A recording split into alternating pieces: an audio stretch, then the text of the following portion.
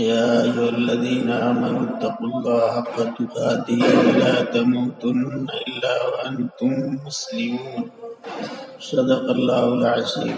میرے بھائیو دوستو، اللہ تبارک و تعالی کی دو شان ہے، ایک ضابطے کی اور ایک فضل و کرم کی۔ ضابطہ اور قانون معروف پر، نیکیوں پر اجر و ثواب کا ہے، اور معصیت، گناہ اور نافرمانی پر سزا کا ہے۔ اسی لیے آپ قرآن و حدیث میں پڑھیں گے، دیکھیں گے کہ ہر گناہ پر وعید ہے، عذاب کی دھمکی ہے۔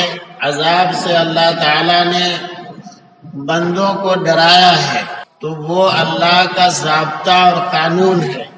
اور ایک اس کی شان رحمت اور شان کریمی ہے۔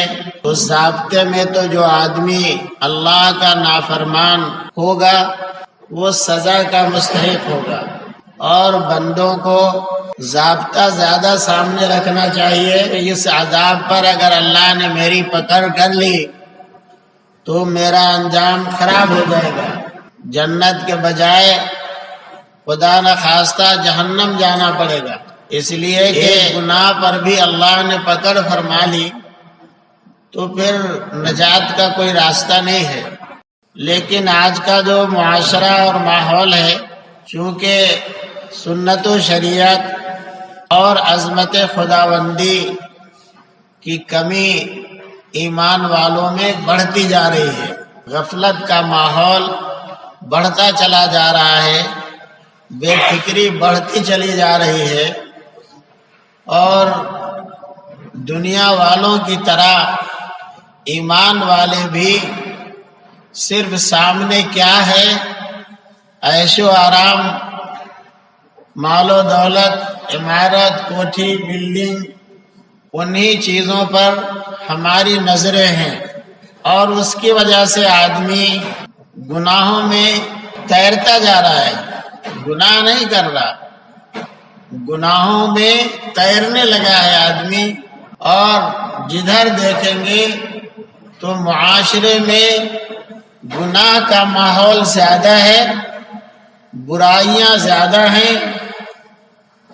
تو اس وقت تمام تر معاصی اور گناہ کے ایمان والوں کی نظر اللہ کی رحمت پر زیادہ ہے کہ اللہ اپنی رحمت سے ہم کو بخش دے گا۔ تو اللہ تعالیٰ نے بھی امید رکھنے کے لیے تو فرمایا ہے، لیکن امید کا یہ مطلب ہو گیا ہے کہ آدمی گناہ اس لیے کر رہا ہے کہ اللہ بخش دیں گے۔ تو یہ جو بات ہے یہ نامناسب ہے، اور یہ خیال صحیح نہیں ہے۔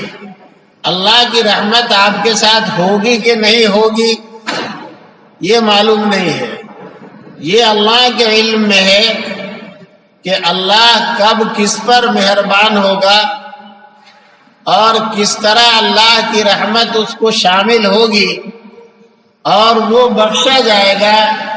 یہ اپنے بارے میں کوئی آدمی فیصلہ نہیں کر سکتا ہے، رائے قائم نہیں کر سکتا۔ لیکن جو ضابطے اور قانون کی خلاف ورزی ہم سے ہوتی ہے، ہم گناہ کرتے ہیں، ہم نافرمانی کرتے ہیں، اللہ کے حکموں کو توڑتے ہیں، تو اس پر سزا کا بیان یقینی ہے۔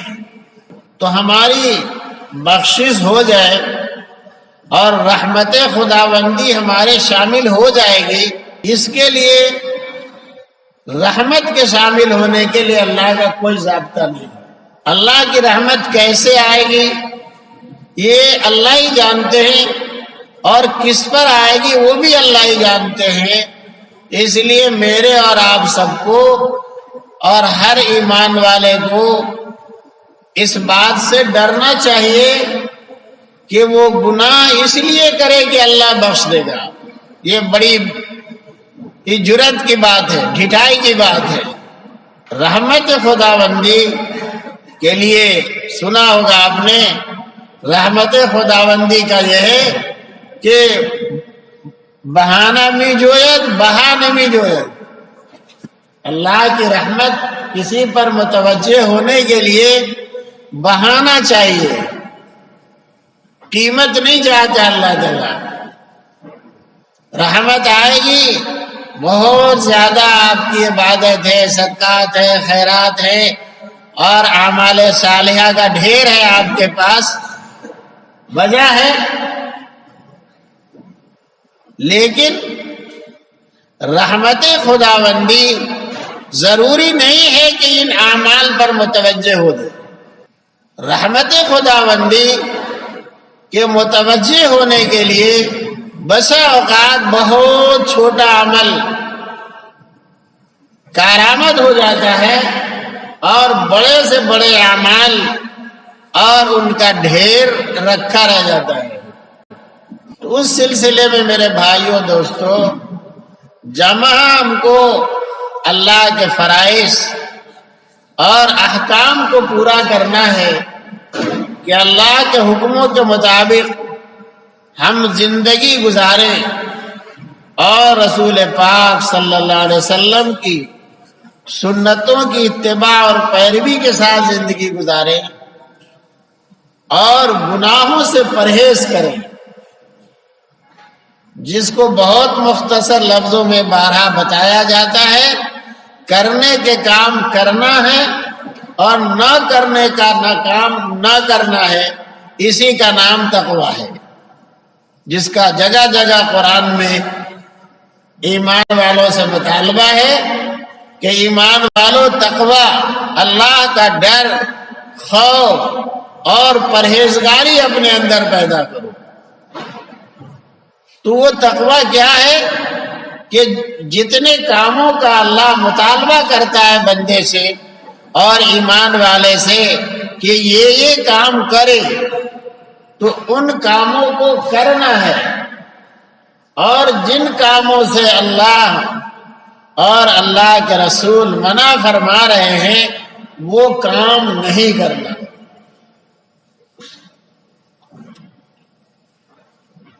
جس کے بارے میں حدیث شریف سے معلوم ہوتا ہے کہ کرنے کے کام جتنا اپنے بس میں ہو اتنا کرنے کی بھرپور کوشش کیجیے،